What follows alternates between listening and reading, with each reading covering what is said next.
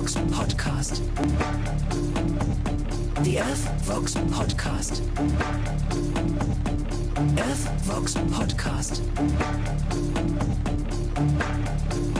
Well, welcome back. I hope you had a fantastic week. I wish I could say that I did. However, I've been battling, I don't know, maybe one sickness, maybe multiple sicknesses. I just can't seem to recover, and I feel like maybe I need to start taking some vitamins or something, because it's just been one bout of sickness after the other. I had to take 2 unpaid sick days at the beginning of this week, but that's only because I had already used up all of my sick days 2 weeks prior for another cold that I had. And it's been like this before. And I always blamed my kids. Going to school, picking up some kind of virus from their friends or from their teacher, who I learned this week comes into school even when she isn't feeling well, because any number of reasons. And there's weird theories about germs and viruses and toxicity that always come to mind when I think about things like this. But you almost got a best of this morning. Oh, I'm going to be riding my cough button the whole show, it seems, and probably not going to catch every cough either. My apologies. I didn't want, ultimately, obviously decided I don't want to upload a greatest hits because, it's probably not that great of a hit. And because going back to the old stuff that I listen to and think, oh, wow, this is cool, old, remember when I used to do this and that, and I had a co-host who likes to use a lot of profanity, and I thought, nah, that's not really going to work now that the audience has grown and is accustomed to being able to listen to the show with their children around, because I'm not dropping an F-bomb every other word. And then as I combed through my 3 terabyte hard drive where I store all of my old projects, I thought, oh, hey, here's one from friggin' 6 years ago. Not that long, but back when I used to do a daily show every morning. It was quite the grind, but they're only 22, 28 minutes long, because that's all I was doing. That's the average 30-minute network show, 22 minutes. 22 minutes of content, 8 minutes of commercials. The good old days. This was my thought process. But after listening to a few options, I ultimately decided, look, it's just talking. It's not that taxing. And I think my brain fog isn't that particularly terrible. And I'm looking forward, as always, to doing a show for you, for me, also, for us. So here we go. Thank you very much for tuning in again. Please hit the share button, amplify the message, help grow the audience, bring in your friends to join us, and enjoy the oddball perspectives that I offer on the things that are happening in the world around us. The audio version is available on Apple Podcasts and Spotify and all the other multitudes of podcast platforms that you can download on your phone and listen to while you're at work. There is a video element, however unpopular. Excuse me. Which you can find on YouTube and Rumble and X and Twitch if you so desire. And should you head over there and check out any of those offerings, please do hit the like button, leave a comment, share it if you like. It helps with the visibility. It tells the algorithm, hey, this is good stuff. This is better than 90% of the other slop political commentary that you might find, if I do say so myself. Feel free to disagree with me while you leave a comment. So I think I'm up to cold number 3 so far this winter. I would be worried about taking flack from my job if I didn't have to go to work sick for the last portion of the week and show all of my managers and supervisors, yep, look, legit sick here. Really is a thing that happened.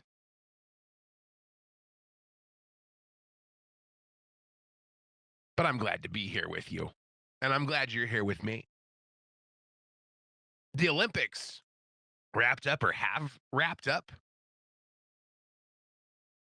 I came home on Friday night and my wife and daughters were watching the Olympics.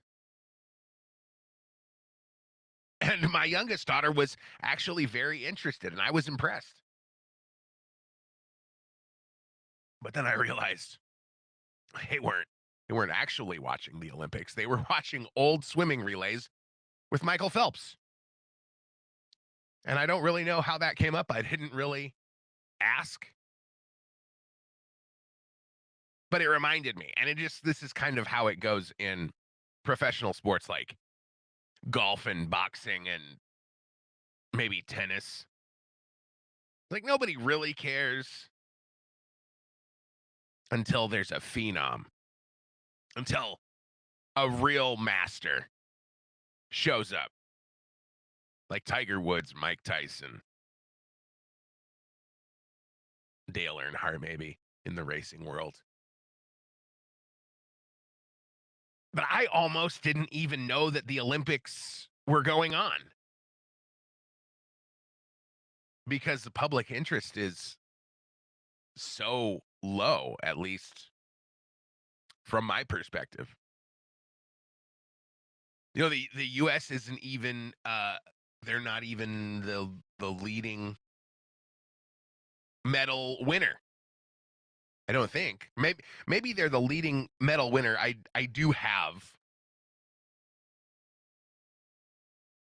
the count pulled up, but I don't actually want to use that link because I'm afraid it might take me to outdated numbers. Yeah, Norway. And good for Norway. You know what? I mean, it's one of those like who really cares things. Olympics, ooh, fun. Probably still a popularity contest to a degree. 41 total Olympic medals, 18 gold for Norway. 33 Olympic medals, 12 gold for the United States. And then, for some reason, Italy and the Netherlands. We have the Netherlands third, but only 20 medals, and Italy fourth with 30 medals. I don't know how that works. But the Netherlands has 10 gold, 7 silver, and 3 bronze, while Italy has 10 gold, 6 silver, and 14 bronze. So maybe that's why the Netherlands is above. To round out the top 10, we have Germany fifth, then France, Sweden, Switzerland, Austria, and Japan, with Canada and China 11 and 12. Great Britain coming in at number 15, Spain at 18, Brazil at 19, Belgium, number 29, with only one bronze. Poor Belgium. But the big story last night, maybe it was Friday. I'm not actually sure when the match itself took place, but Canada and the United States went head to head in the hockey rink,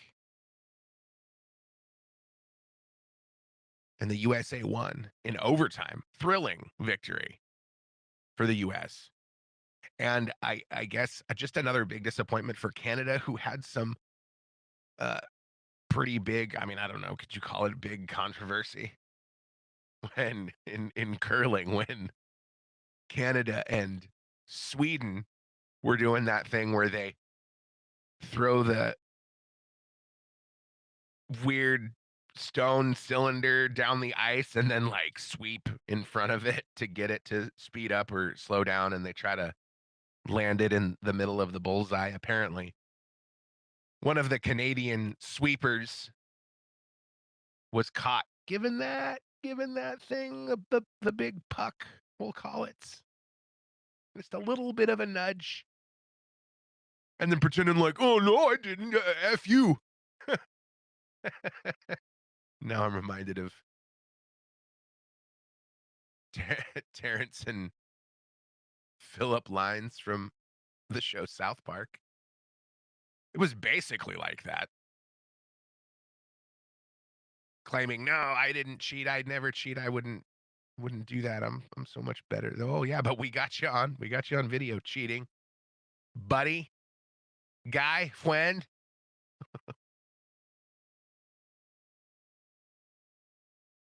Which makes it kind of nice to see him out of the top 10. Cheaters never prosper. I mean, until they do. And then they continue cheating and they pull all of the wealth and power into their own orbit. They never share any of it with us. Poor little people. But it's just, I mean, what, bread and circuses? It is kind of cool to witness the best people in the world from each country competing in whatever their chosen field. But they really should have. I mean, this came into my mind when I was watching old swimming competitions. I thought they really should have just like a regular guy in the pool swimming so that we can all see how much faster these swimmers are than the average swimmer. And I don't know how they would pick. They could do like do a radio contest or something. And I don't really know where you would draw the line, but it's just hard to envision. This is how fast Michael Phelps can swim 100 meters. You got to go, okay, I kind of know. I kind of know how I kind of know how long 100 meters is.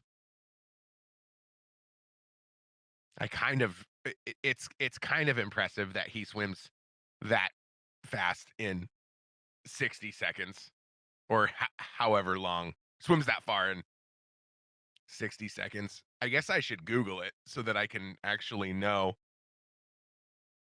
for my own peace of mind how fast did Michael Phelps swim? Sure. Approximately 6 miles per hour. That's slower than walking, right? Or you can. Wow, that's a terrible that's a terrible picture of him. He looks like uh Martin Phillips, I think. The we'll call him a special needs comedian from Kill Tony, the most popular podcast in the world, I think.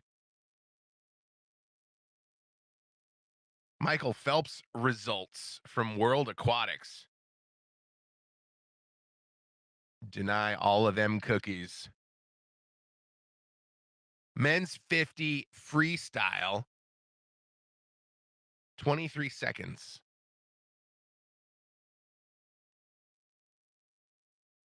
There and back. That seems fast. Men's 100 freestyle, 47 seconds.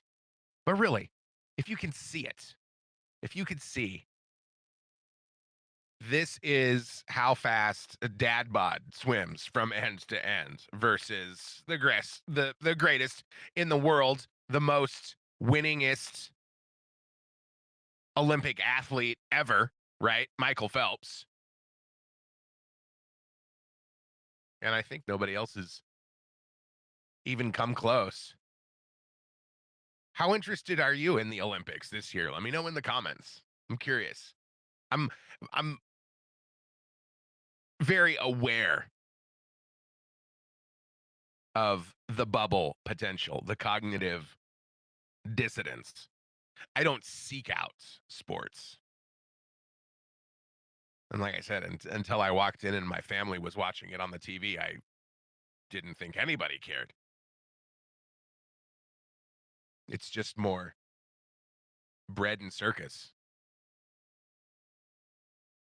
Of course, but of course, I mean, this was planned for a long time. You know, every 4 years we have the Olympics, and it was the Winter Olympics, which also might have something to do with sort of the disinterest from the general public. I don't know what's more popular. Summer Olympics, Winter Olympics. I think I personally always liked the Winter Olympics because I really enjoy the sport of hockey. I just kind of organically, it wasn't like, oh, my dad really liked it, so I started liking it by default. It was just on, and there was nothing else to watch. So I started watching the Colorado Avalanche, and of course, I really gravitated toward the exciting calls to be made, the really enthusiastic and animated sportscasters really sucked me in. Shot score! Oh, it was exhilarating. The crowd goes wild. That's why we have that kind of stuff. The concept of bread and circus exists for a reason. It's good to give your mind a break from the doom and gloom. It's not exciting to think and talk about how disappointing everything is when you work your day job from 9 to 7. And then you come home and check the headlines if you're me. You go, oh, look, there's a disappointment. Oh, look, there's another disappointment. Oh, look, Washington's going to ram through another income tax attempt. Even though 80% of the citizens don't want it, they're just going to do it anyway. Feels bad. So USA takes gold in hockey over Canada. Good for them. Another win for the home team, right? We got Seattle Seahawks winning the Super Bowl. USA Hockey winning the gold. It's a good time to be a sports fan in the United States. Not so much in Canada. Lord, you poor Canadians.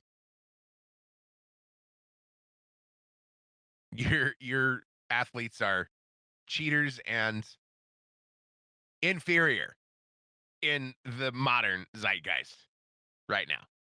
Unfortunately. My apologies. USA, USA.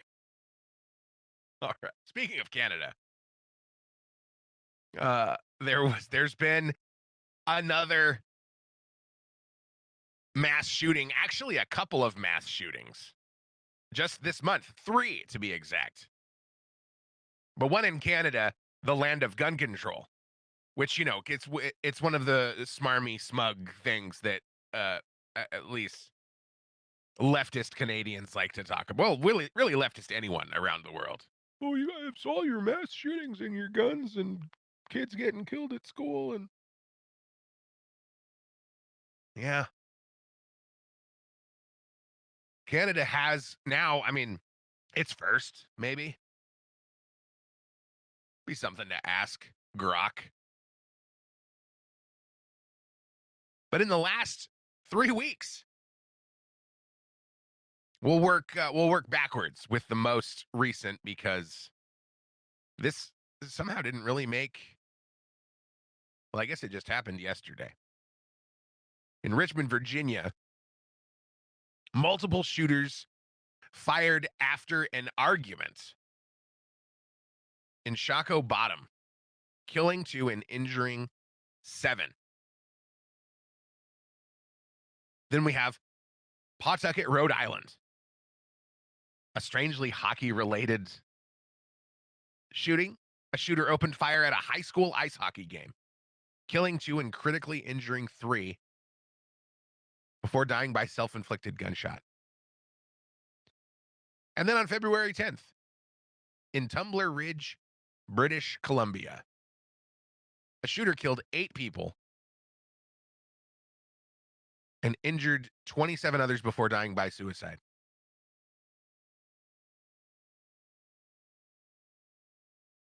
I think until this most recent shooting in Virginia, like the last 10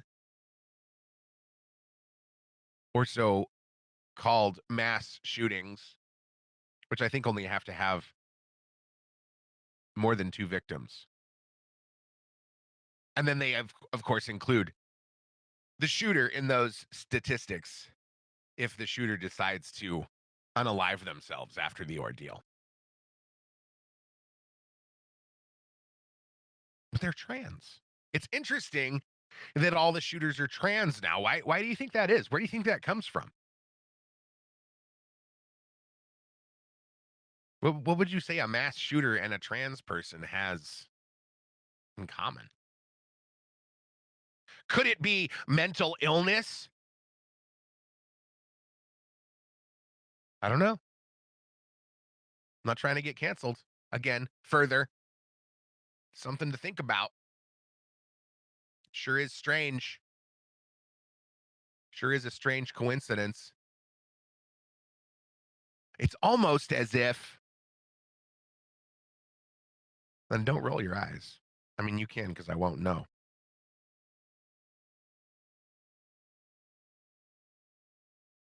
But the conspiracy that my brain creates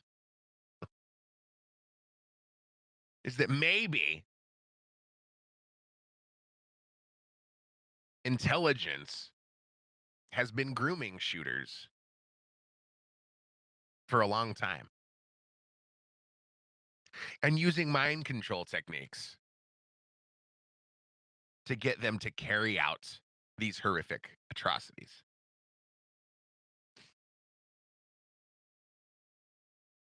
And the same mind control techniques are being employed to convince people that they're trans. And that even the same mind control techniques are used to convince fragile people that they need to go out and try to drive their cars over ICE officers, for example.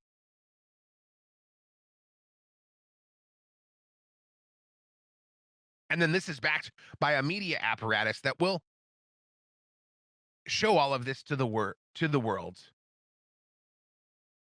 with an approved narrative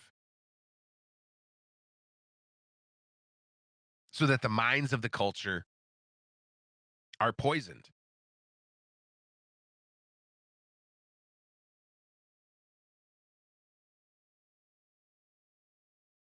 And I just think, well, where does money come from? How can they afford to do this? And then I see something like the overthrow of Venezuela and the narratives that, oh, it was a narco state. And of course, we know that rogue intelligence operations earn their funding through drug trafficking, arms trafficking, and now it would seem human trafficking. This is one of the reasons that they don't want people like Donald Trump in control of the levers of governments, uh, as the theory goes, I suppose. So when's the money gonna run out? I mean, that was theoretically why all of the outrage about Doge and the spending cuts and all of the resistance and pushback, right? Because I know the funding for all of the subversive programs that the left and the globalists want to use to overthrow the West, not just in the United States, but in all of the Western countries.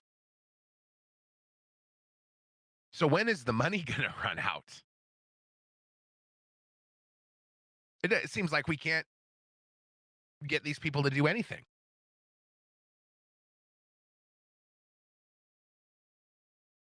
I mean, why do we not have armed security in every? How many school shootings do we have to have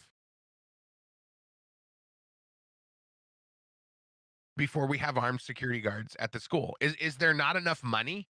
I mean, they keep raising taxes. We keep exposing more and more fraud that we're presumably going to cut off, right? Okay, so now we have billions more in the budget because we're not being robbed by illegal immigrants plundering our welfare system. So could we afford to pay a couple veterans 60K a year? I mean, this is on top of, I'm assuming, their nice military pension.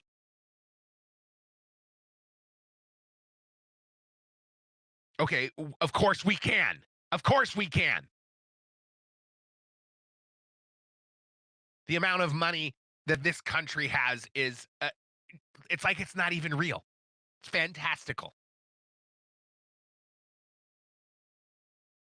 So much money, there's like no bottom. And if there was, well, we'll just print more and keep digging the hole deeper.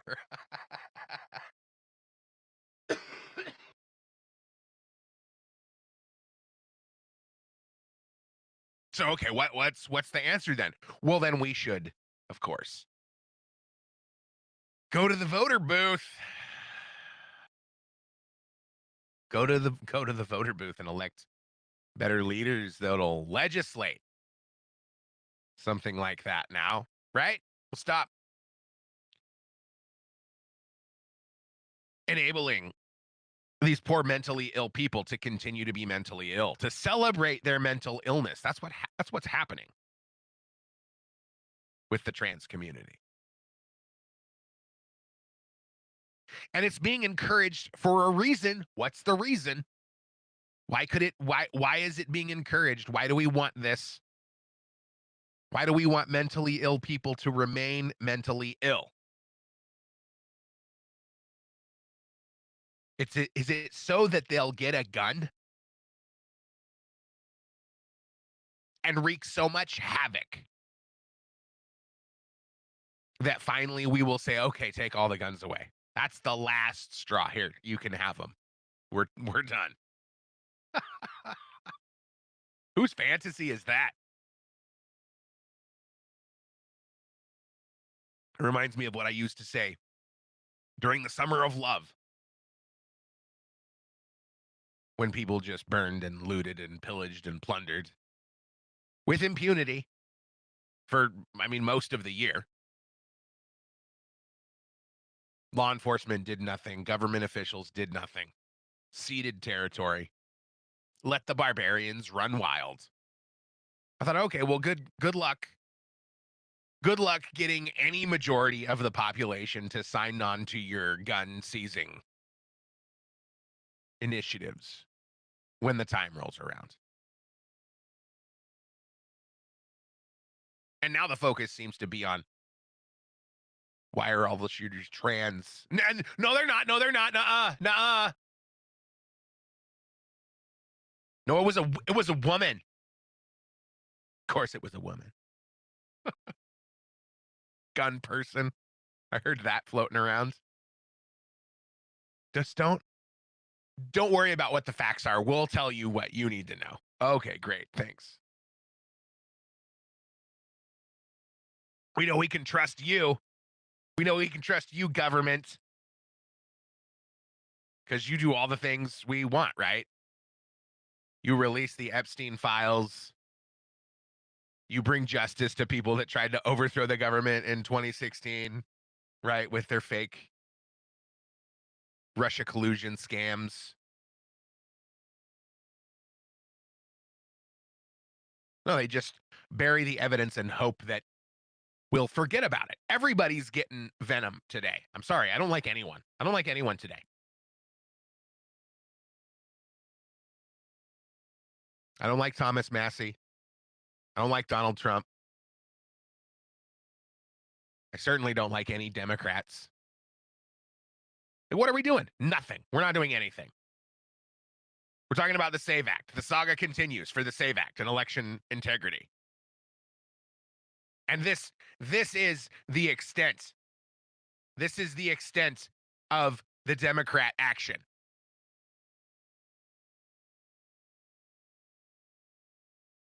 Where, did I say Democrat? I meant Republican. The extent of the Republican action. Oh, we found this video from 1996 of Chuck Schumer. Let's admit the truth. Everywhere people go, they're asked for a Social Security card. In fact, one way to prove you're a bona fide person who can have a job is to ask for a driver's license and a Social Security card. This is an anti-fraud amendment. Over where we go, people say, well, why can't you stop illegal immigrants or others from coming here? And the number one answer we give our constituents is when they come here, they can get jobs, get benefits against the law because of fraud. What they are proposing in this so-called SAVE Act is like Jim Crow 2.0. What changed? What changed? Oh, this damn thing is now.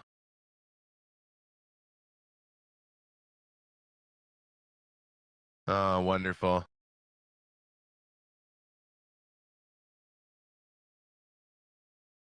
I love technology. It's the best. It's not frustrating at all. Works perfect every time you try to use it. And if you do not think that's true, I will fight you. So the game now, in lieu of inaction, is to play old videos of senators who today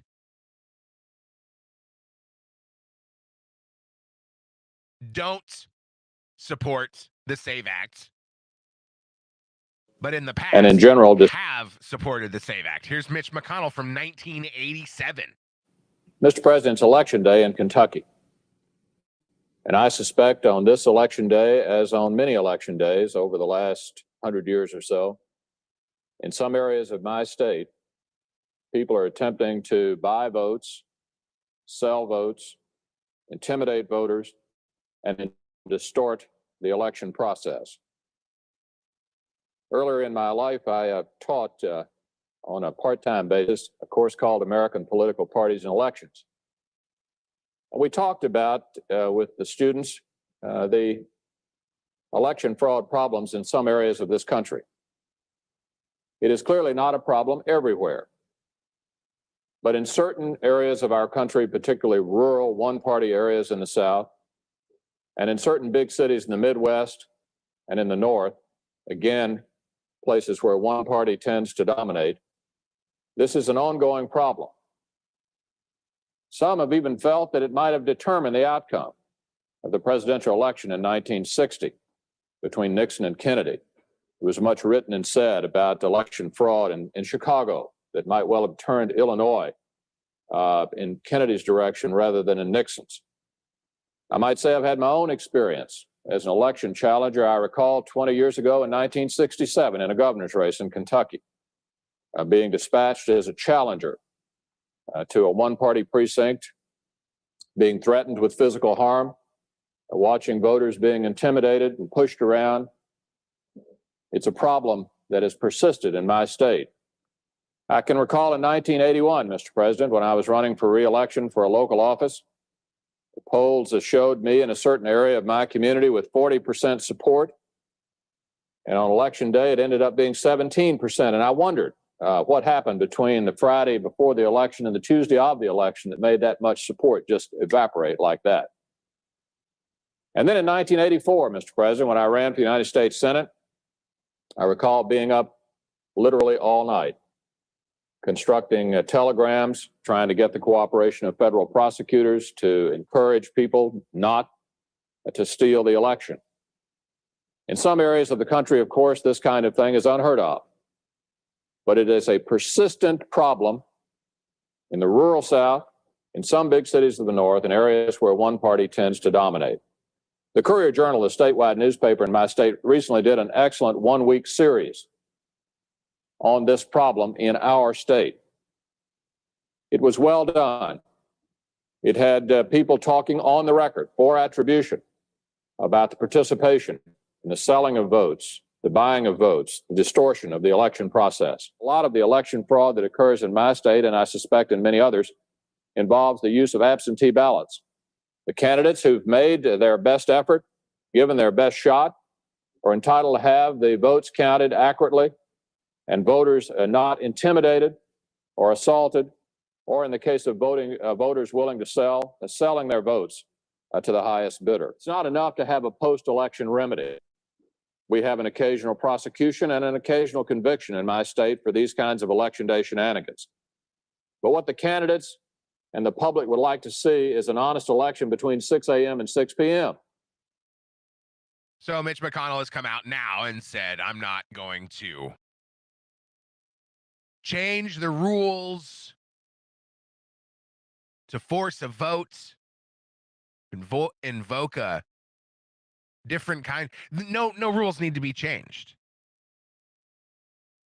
The plan now is just use the existing rules to force a filibuster. Leadership in the Senate has let senators be so lazy that there doesn't even have to be anyone speaking at the at the podium to make the excuse that we're filibustering. It's called the zombie filibuster. And all these senators are all fine with it. They're saying, okay, well, we got to overcome the filibuster, so we're gonna get rid of the filibuster. End it. Then we can just pass legislation with a simple majority. And it sounds great. Yeah. Damn the torpedoes. Full speed ahead. I love it. I'm a big fan. I'm a big fan of smash mouth action.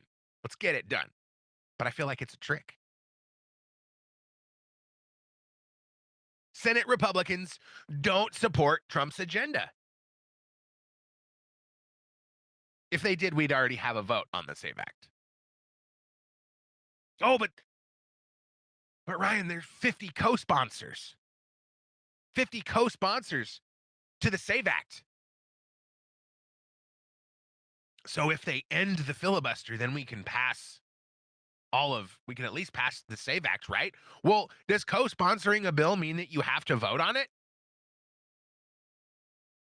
No. Of course, they would go down in history as the dumbest or most corrupt senators, but I think they're probably all going to go. We're probably all going to go down in history as the dumbest people. I'll get more into that. So they co-sponsor the bill to suggest all of this support to get it done. We'll kill the filibuster. Then they vote no, and the country is screwed. Even Republicans love power. Look at Mitch McConnell. Gopher C to the J chatted. He looks like a totally different person. Agreed. Even Republicans would like to get elected without trying so hard. And the candidates, they don't even need to be involved. They don't even need to be involved in the shenanigans. The donors could facilitate the fraud, the payoffs. And they just tell Mitch McConnell, if the SAVE Act passes, then your seat isn't safe.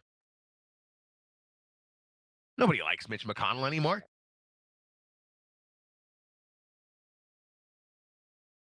But maybe you're thinking, well, Mitch McConnell isn't long for this world.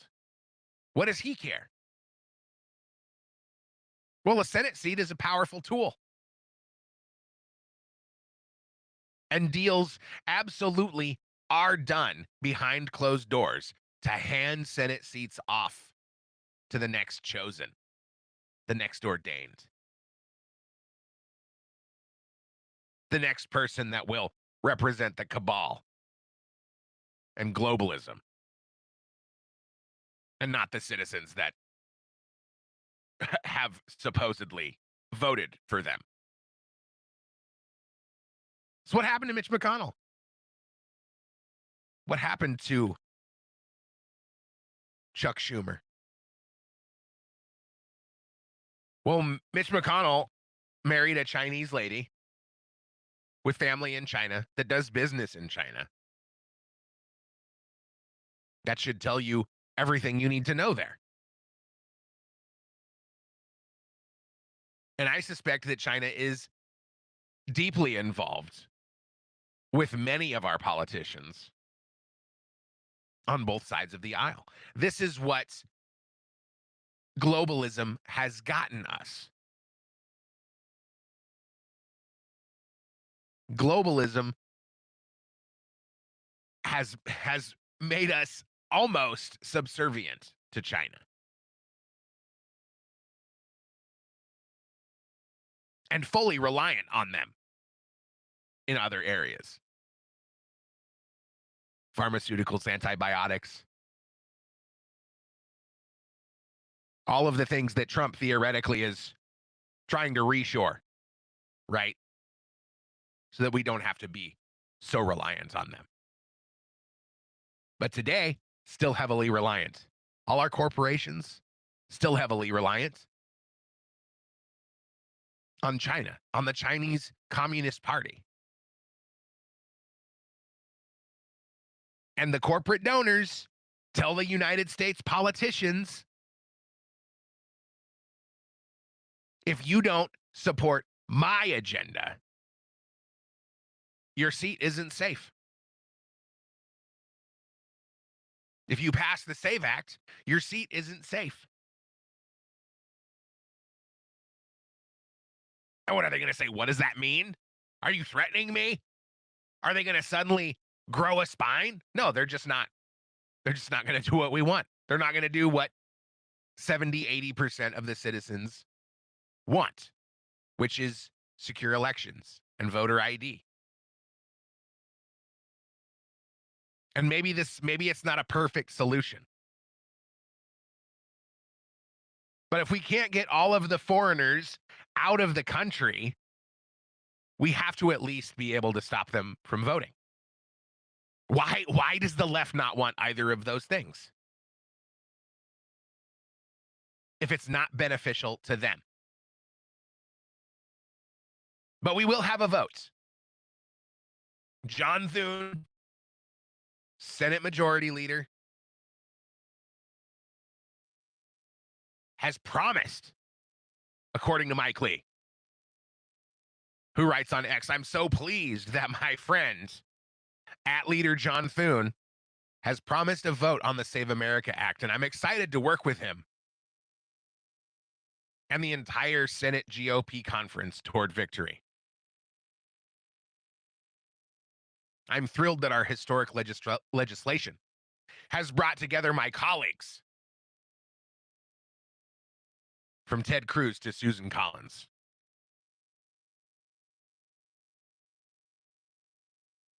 I got to be honest. When I saw that Susan Collins signed on to the bill, I thought, oh, there's no way it's going to pass. Why would she support it? She basically votes like a Democrat, along with Lisa Murkowski and a couple others. Won't support the America First agenda no matter what. We got to start somewhere. There's a mess all over the floor. Pick a corner and start sweeping.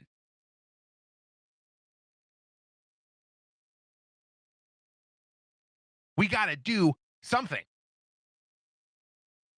Is it not at this point painfully obvious that the system is working exactly as it's designed? This is why they want to kill, literally kill, independent journalists who uncover fraud, rogue politicians who want to actually enact changes. They want to kill them. They want to kill them. They want to deplatform them. They want to bankrupt them.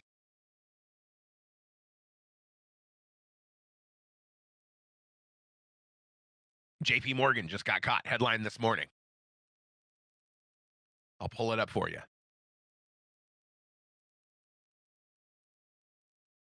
JP Morgan got caught. Debanking.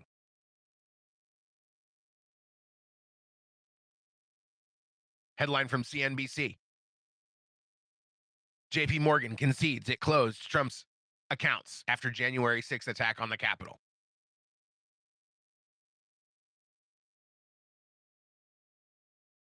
After denials and straight lying for 5 years.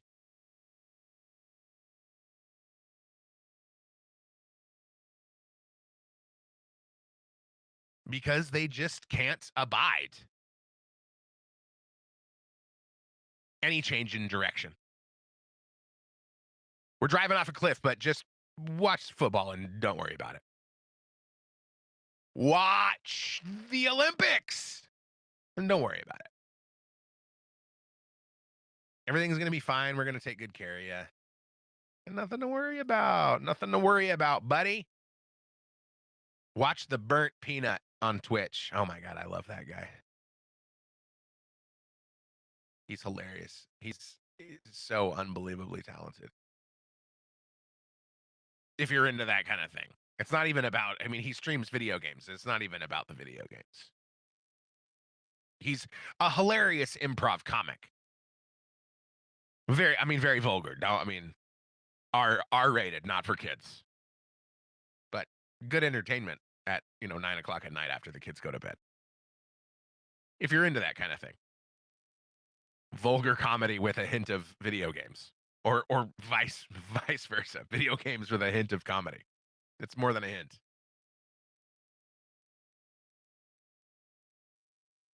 This popped up in my research over the week.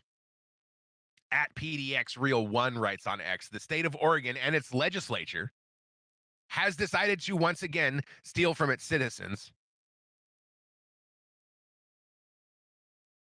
This time by taking funds that individuals would have received from federal tax breaks. And I think we talked about this a bit on an earlier show. If not, I definitely intended. The headline from KATU.com. Oregon Senate passes bill to reverse federal tax breaks. Add $311 million in revenue. Because they gotta, it's never enough. It's like weird corporation-y vibes. We always got to get more taxes. We always got to squeeze you. We got to keep tightening the vice over and over again until there's nothing left. And then we'll figure out another way to get more. Don't worry. From the article, the Oregon Senate passed a measure Monday that adds more than $300 million in expected revenue. See this? I mean, it's cheerleading from this media outlet. By eliminating certain tax exemptions included in H.R. 1, the President Donald Trump's recent spending package approved by Congress. The state legislation gets rid of 3 tax breaks.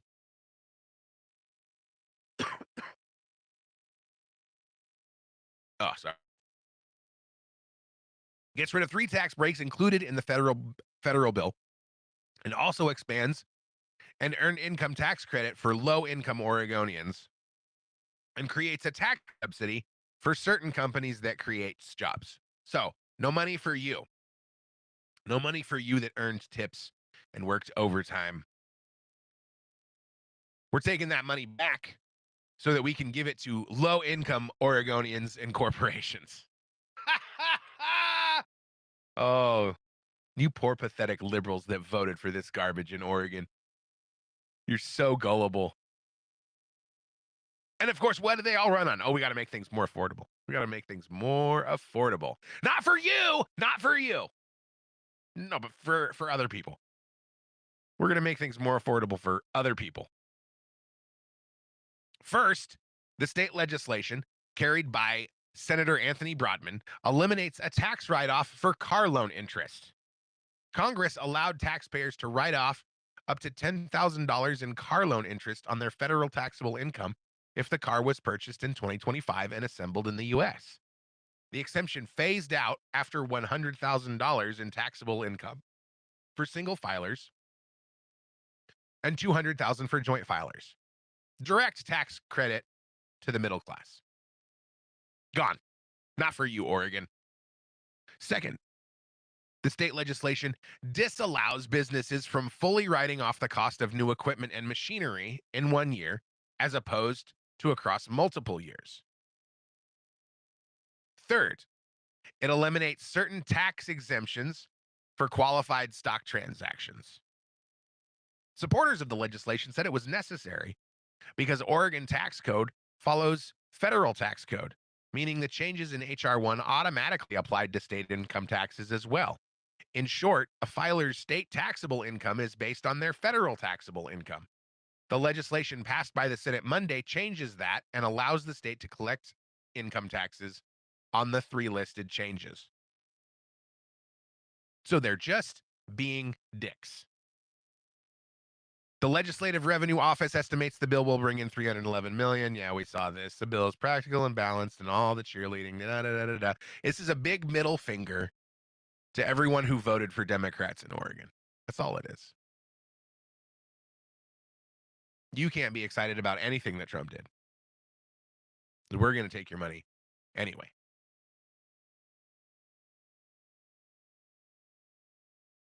It's unreal.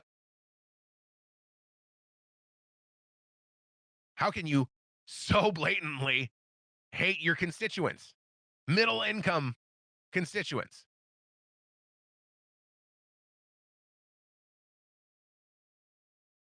I have a note that says check the top comment, but I don't know if it's still the right top comment. Oh, this is a good one. If Kamala passed the tax package, Oregon would have never done this. It's pure Trump hatred. And I hope they all get removed from office with the election in November. I think that's true. I think if this was a Kamala effort, it stays. Nobody messes with it. They'd be too scared. Because as we know, when the left doesn't get their way, they get violent. This is the last post that I shared on X.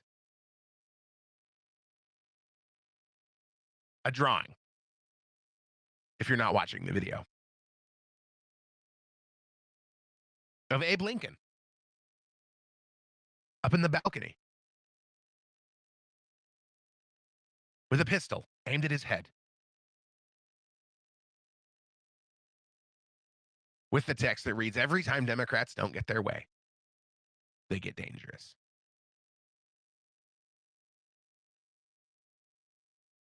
Which I would only adjust to say, every time conservatives or legitimate politicians get elected, the globalist cabal goes to war against the people, against the politicians and the people that elected them. But I don't believe elections are the way to fix this, not in the current election system. Oregon hasn't had a Republican government since they implemented universal vote by mail. And even before that, the last time Oregon had a Republican governor was 1987, when Victor Attia left office. Universal vote by mail. Did something happen? I feel like something happened. Is everything still okay? Seems to be good there.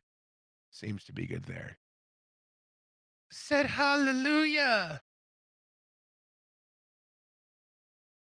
So we got universal vote by mail in Oregon in 1998, but before that, Oregon began experimenting with vote by mail for local and special elections in 1981, which is a kind of vague, broad, non-committal way to describe that that's what really started it, and then they just ramped it up until 1998 when they passed ballot measure 60 and made it vote by mail for every election.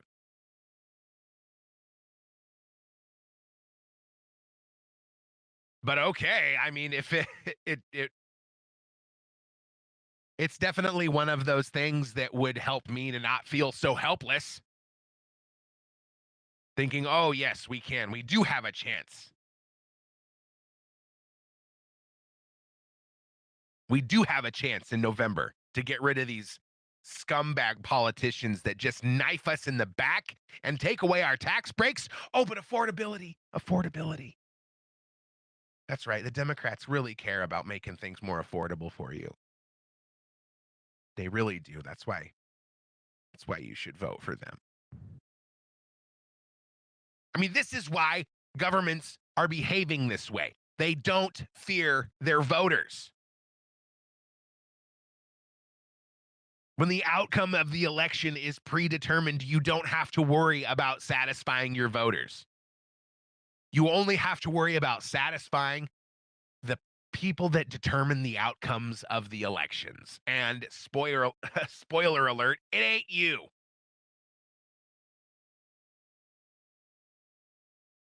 Politicians elected through a legitimate process wouldn't dare screw the majority of their constituents over in this way. They wouldn't. I mean, there's nothing that you can say to make me believe that they would. It's political suicide. And it's happening in Oregon. It's happening in California. It's happening in Arizona, as we're about to learn. And the results of this forensic audit that just took place in Georgia reveals. The Wall Street Apes posted, Republican congressman confirms electronic voting machines are flipping votes from Republican to Democrat. Let's watch. Well, the forensics examination of Dominion Voting Systems machine in Ware County, Georgia, reportedly finds votes for President Trump were switched to votes for Joe Biden. That's according to Georgia GOP Congressman Jody Hice, who expressed outrage over the matter on Twitter. One lawmaker familiar with the examination said after an equal number of Trump and Biden votes were forensically analyzed, the machines reportedly 87% for Trump, 113% for Biden, when it should be 100% for everyone, for both of them. This means the machine's tabulator gave Biden a 26% lead. Hice called on states officials to examine all Dominion voting machines for fraud. In plaintiff's response, he included forensic reports conducted on the machines in Antrim County. The experts' claims are quite shocking and starkly contrast the narrative that we've heard.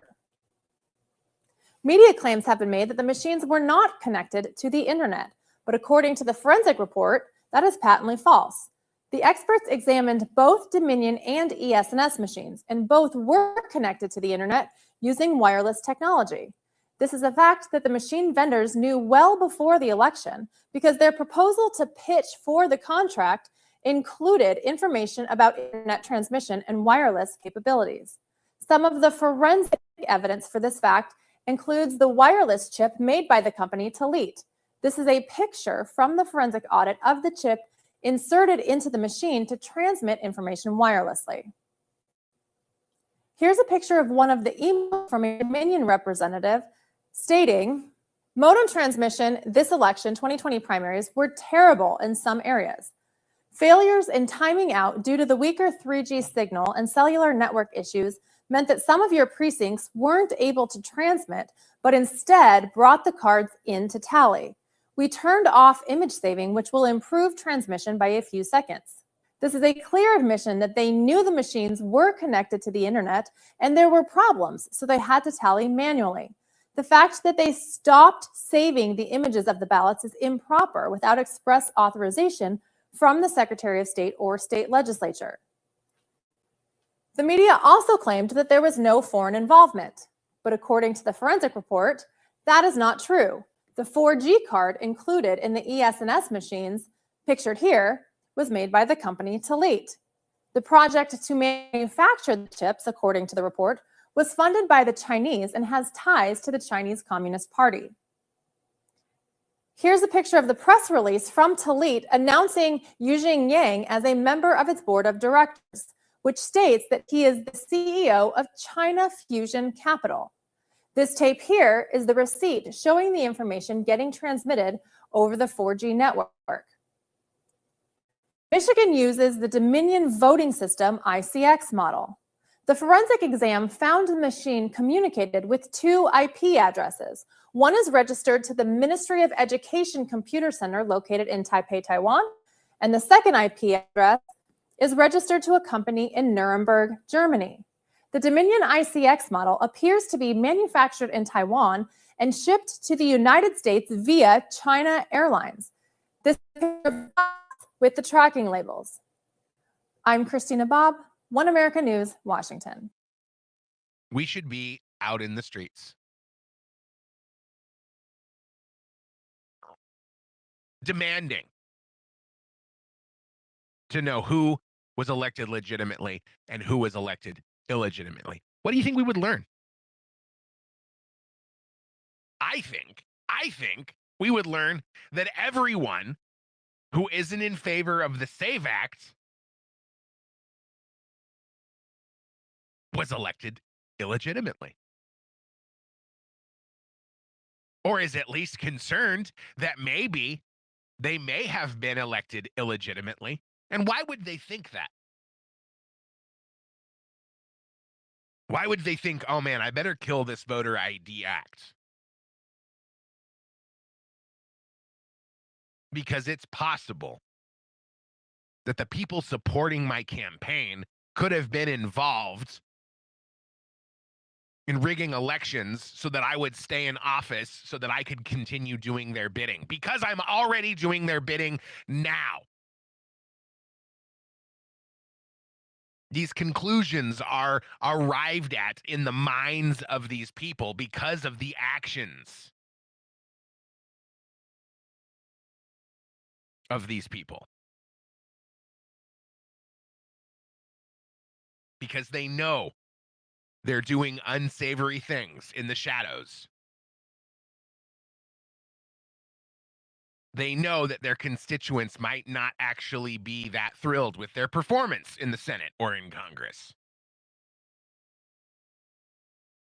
That they might need to make a few changes in the way they vote moving forward. But like I said, all it takes is a phone call from their big donors. Don't support the SAVE Act, or we can't secure your seat. Oh, okay. Say no more. I understand what you mean 100%. So what do you think is going to happen? Are we going to get a vote? Are we going to get a vote on the SAVE Act? if the Senate does overcome the filibuster and the co-sponsors all vote in favor in the Senate, that means J.D. Vance comes in to be the tie-breaking vote, in theory, to pass the SAVE Act and require proof of citizenship when registering to vote. Now, what does that mean? It means you have to bring your government-issued ID and your birth certificate. You have to present your current passport.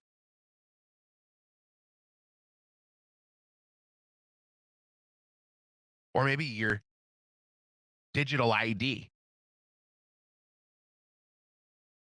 Let's take a guess at the future. The SAVE Act passes.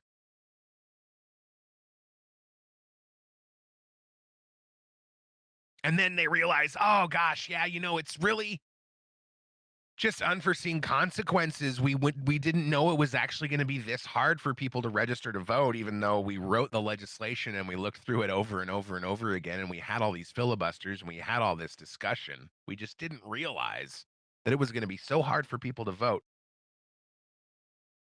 So we're going to go ahead and make it easier by giving everyone a digital ID with a chip in it.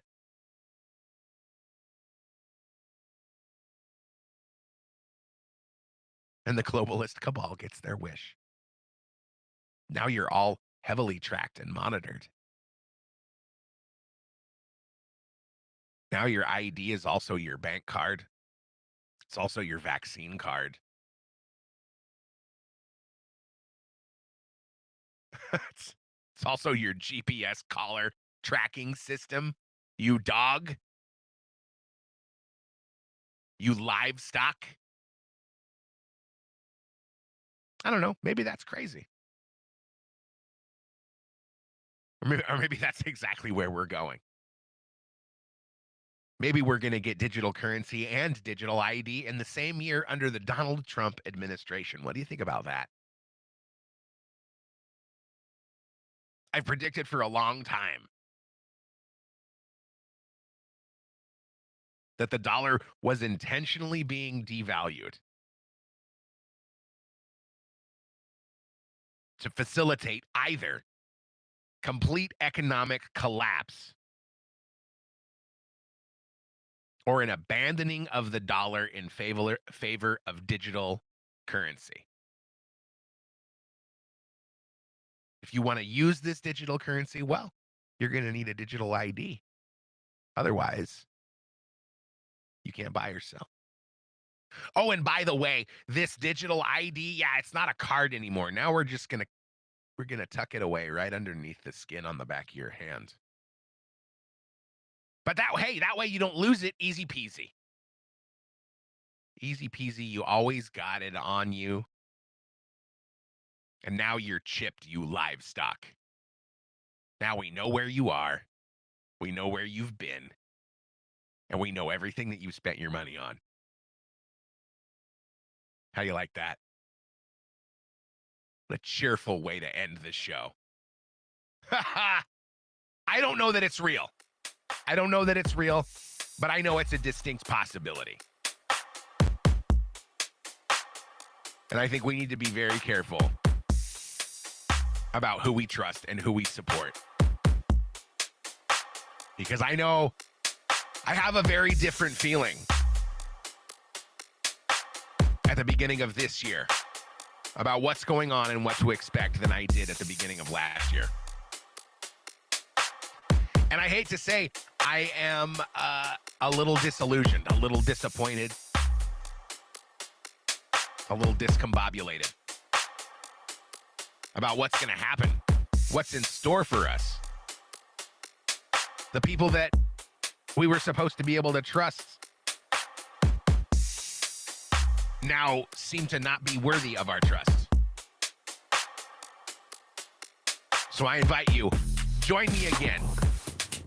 1 week and 6 days and 23 hours back here on this same channel to catch the stream. Sunday at 11 a.m. it goes live. a little bit earlier today because I was ready. I was vibing. And honestly, I feel like crap, so I just wanted to get it over with. But I'm glad I did. I feel like we had a good talk. I didn't actually get into everything. Prince Andrew got arrested. He's since been released. Suspicion of misconduct in public office. Where do you think that's gonna go? Nowhere fast. My attitude sucks. My faith, my patience, rapidly deteriorating. It's been a full year. It's been over a full year. And none of the people that we were told about for so long have been held accountable. But maybe it'll happen. The midterms are approaching. It'd be very foolish to think that big things aren't coming to interfere with the Democrats' ability to win in the midterm elections. So stick with me. Subscribe to the show. Follow me at earthvox on X. Really the only place I'm active.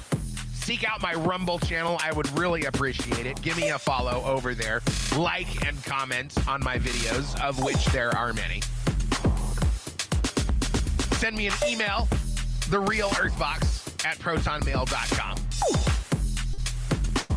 And leave me a voicemail, should you be so brave, at 701-787-1121. I'll be back.